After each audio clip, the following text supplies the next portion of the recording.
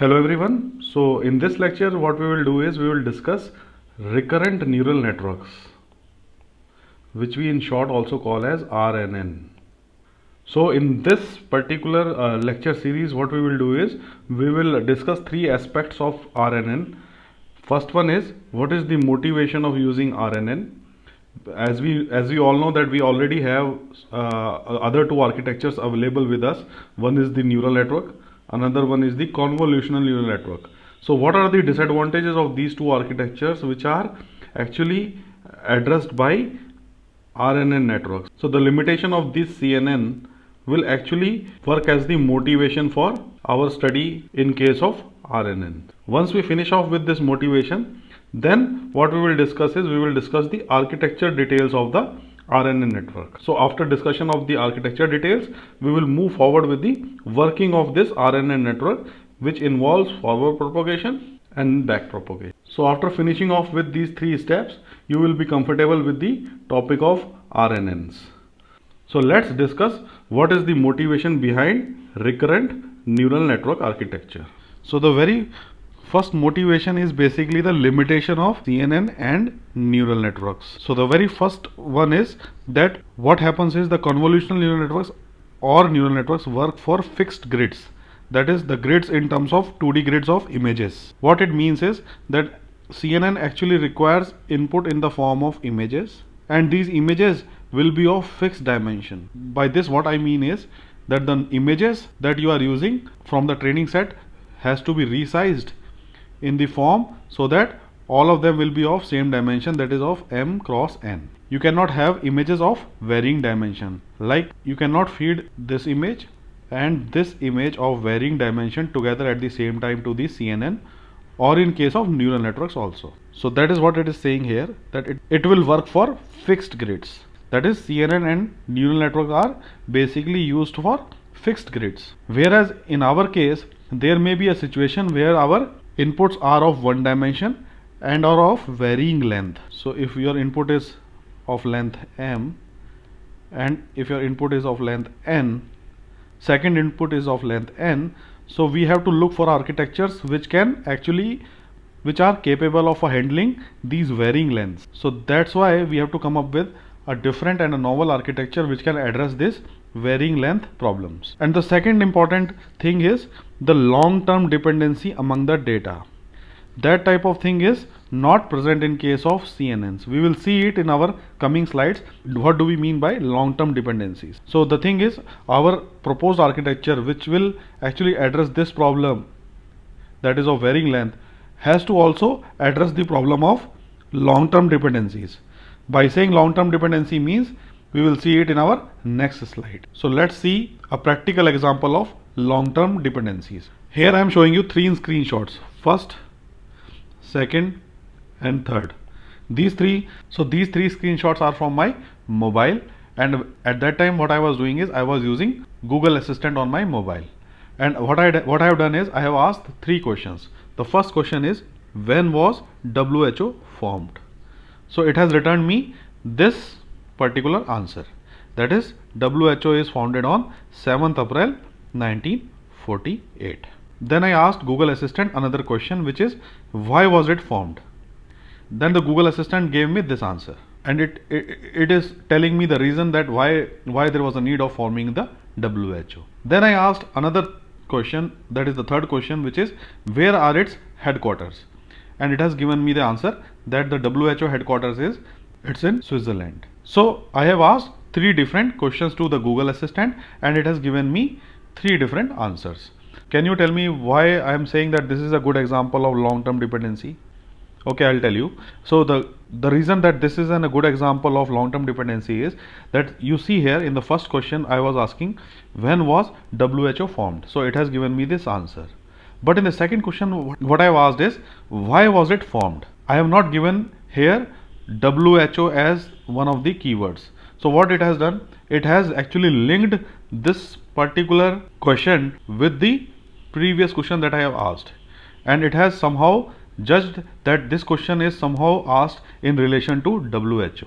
And then in the third question, when I asked where are its headquarters, again it has created a link with its first question, and it has judged that this question is in relation to WHO as the subject line.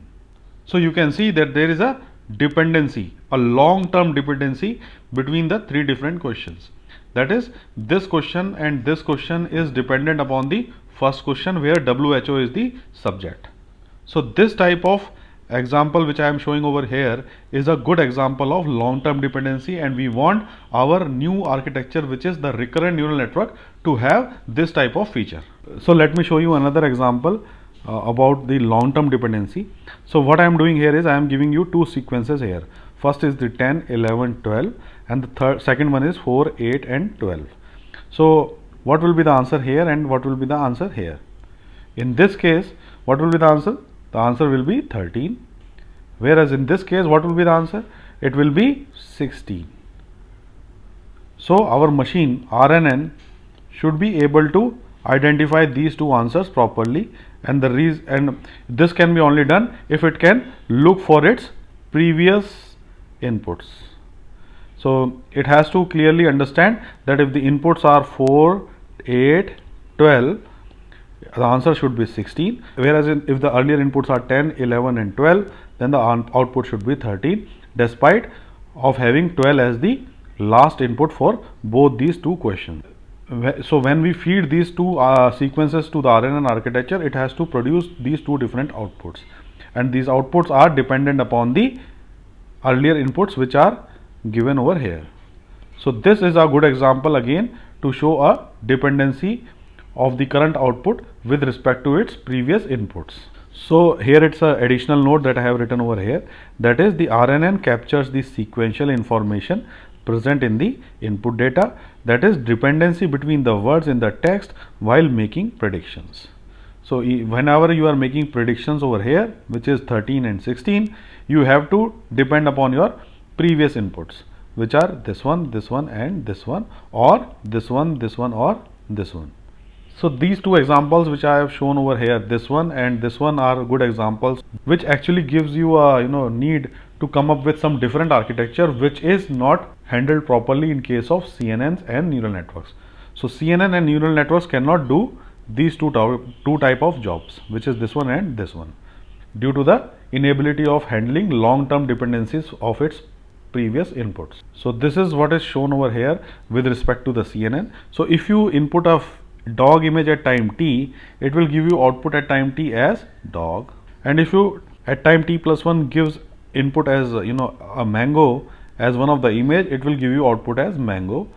But the problem is it cannot have any correlation, or it cannot have a long-term dependency between this image and this image. It cannot find any relation between these two.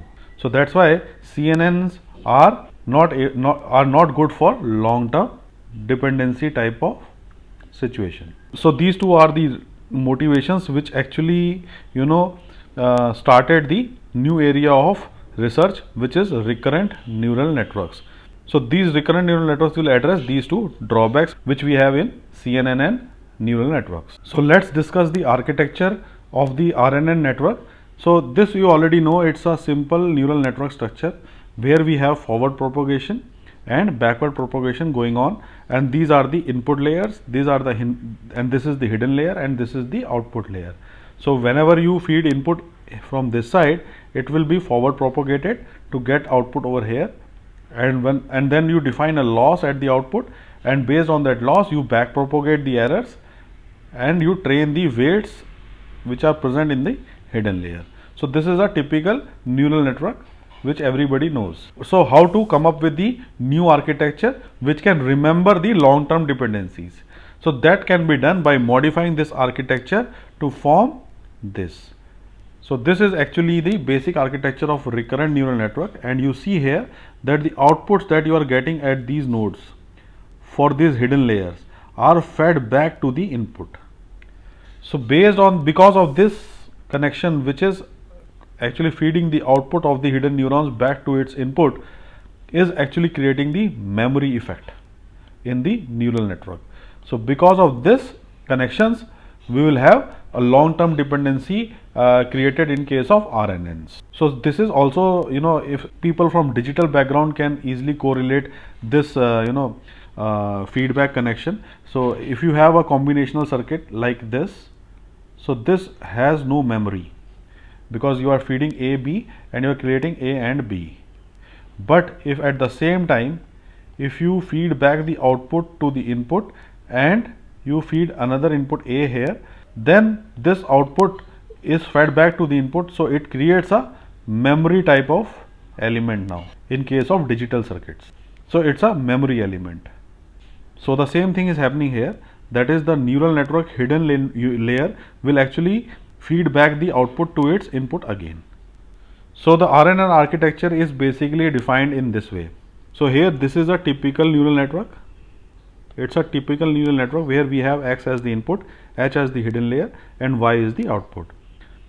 And the corresponding recurrent neural network will be formed like this, where the output of the hidden layer will be fed back to its input again. So when you expand this because this is a very compact architecture, so if you expand it, you will get this type of architecture here.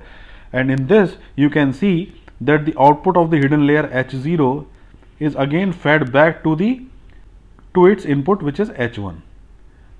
And the output of H1 is again fed back to its input, which is H of t minus 1. So here we are considering sequence which has t components. So the sequence X is a vector where we have x0, x1, x2 till x of t minus 1.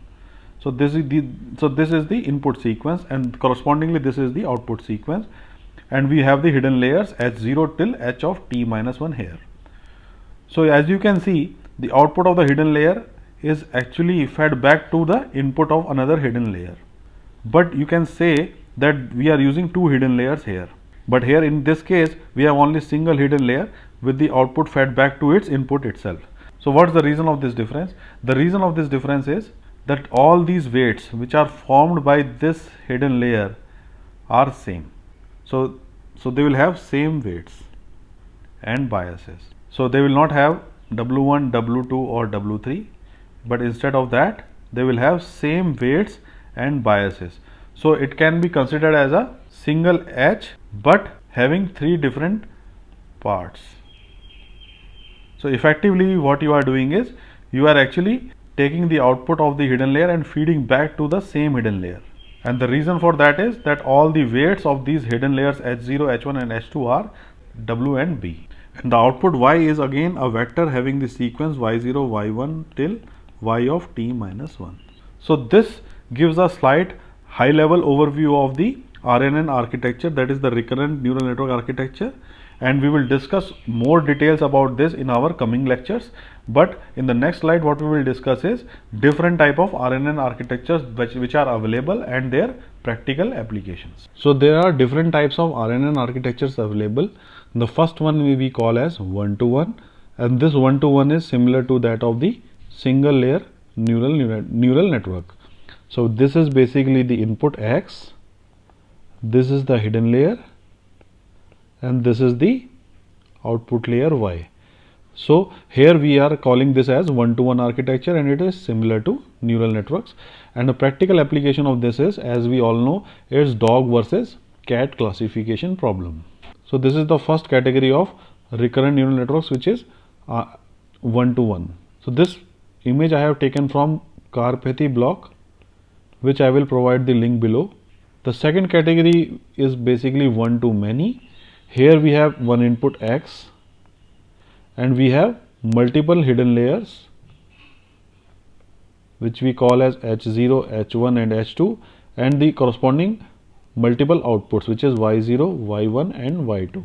So what you are doing is you are feeding only one input X0 here and you are getting multiple outputs. So what is the practical application of this? The practical application of this is image captioning. So here we have, in image captioning what we have is we have input as an image, and what we are doing is we are getting the output which actually tells us the content which is present in this image. So here the content is a man playing guitar. So you can see the input is a single image X0, whereas the output is a multiple output here. As you can see, it's like a man playing guitar. So this is multiple outputs which are Y's. So this is basically a typical, so image captioning is a special example of this type of architecture which accepts one input and produces multiple outputs. And this is the category which we call as one to many. The third one we call as many to one, where we have multiple inputs, that is x0, x1 and x2 and so on, and you produce only one output which is y at time capital T. So here it is x capital T. So the practical and this category is called as many to one category, and the practical example of this is stock predictions. So in stock prediction, what you do is you feed multiple values of the stock at a particular time at multiple times, and what you get at the output is the prediction of the stock. So here you can see you are feeding multiple inputs here.